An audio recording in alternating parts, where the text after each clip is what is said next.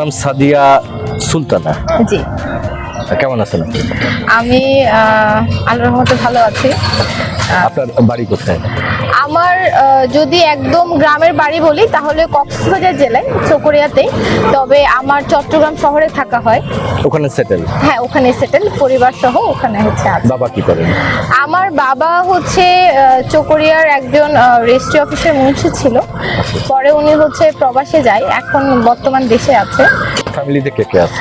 আমার ফ্যামিলিতে হচ্ছে আমরা 2 ভাই 2 বোন। আমার বড় ভাই ডিফেন্সে আছে, আমার বড় বোন হাউসওয়াইফ, আমার মামা একজন হাউসওয়াইফ হচ্ছে, আমি আর আমার একটা ছোট ভাই আছে। আপনি পড়াশোনা করছেন কোথায়? আমি আমার এসএসসিটা শেষ হয়ে আমাদের বাড়ির ওখানে চকরিয়া থেকে, কক্সবাজার জেলা থেকে। আমার ইন্টারমিডিয়েটটা শেষ হয়ে আপনার চট্টগ্রাম থেকে। এরপরে আমার বিবিএ এর জন্য, অনার্সের জন্য আমার ঢাকায় আসা হয়। ওখান থেকে কমপ্লিট না করে আমি আবার চট্টগ্রাম শিফট করি। এটা পরে পড়ালেখাটা শেষ হয় চট্টগ্রাম থেকে। কোন প্রফেশনে যাওয়ার ইচ্ছা আছে? প্রফেশন বলতে আমি স্বাধীন চেতা যেহেতু মানুষ, আমি জবও করেছি। আমি আমার এইটুকু চলার পথে স্টাডির পাশাপাশি আমি জব করেছি, আর আমার ছোট একটা বিজনেস আছে, সেটা হচ্ছে ক্লথিং বিজনেস। এটা আমার নিজেরই প্রোডাক্ট। এটার পাশাপাশি আমি যেহেতু একজন ভ্রমণ পিপাসু মানুষ, তাহলে হচ্ছে আমি ট্রাভেল সেক্টরে আছি, মানে আমি হচ্ছে একজন ট্রাভেল হোস্ট। বিভিন্ন যতগুলো পর্যটন স্পট আছে ওখানে হচ্ছে বিভিন্ন মানুষদেরকে নিয়ে যাই, ঘুরাই, তাদেরকে সবটা দেখে শুনে নিয়ে এসে ওই আনন্দটুকুই হচ্ছে আমার কাজ। এটাই আমার শখ, এটাই আমার কাজ।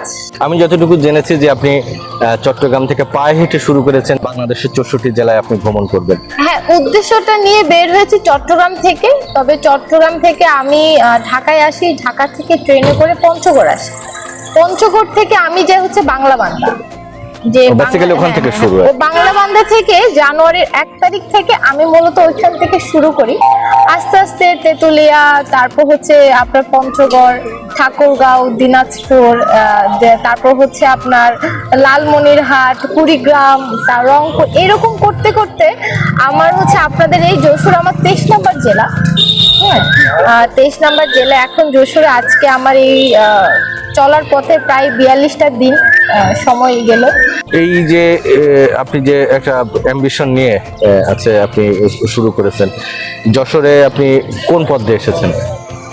যশোরে এসেছে হচ্ছে আমি নড়াইল হয়ে যে হাইওয়ে রোডটা যে যশোরে ঢুকে, ওটা হয়ে আসলে 64 জেলা তো এত সহজ না। বাংলাদেশ যত ছোট ম্যাপে দেখা যায়, কিন্তু বাংলাদেশ কিন্তু অনেক বিশাল।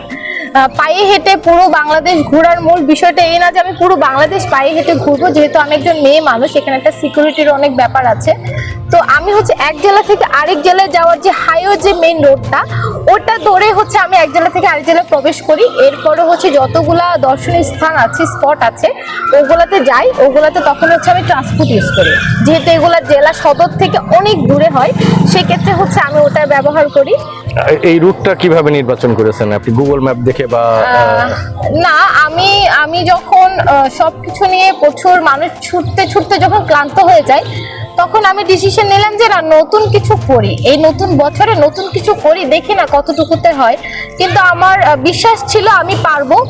আমি তখনই কোনো প্ল্যান ছাড়া আমি কারোর সাথে যোগাযোগ করতে পারিনি, মানে যারা এর আগে 64 দিয়েছে সবাই অনেক বড় মানুষ, আমি একজন অদম মানুষ, সবাই আসলে ওইভাবে হেল্প করতে চায় না। তো আমি কারোর সাথে যোগাযোগও করিনি। আমি ডিরেক্ট যখন বাংলা বান্ধে এসেছি, তারপর আমি ম্যাপ খুলছি যে বাংলাদেশের 64 জেলায় কিভাবে যাওয়া যায় ট্রান্সপোর্ট ইউজ না করে। তখন ওখান থেকে ম্যাপ দেখে দেখে প্রথমে আমি এক একটা বিভাগ সিলেক্ট করলাম, 8টা বিভাগের এক একটা বিভাগ সিলেক্ট করলাম।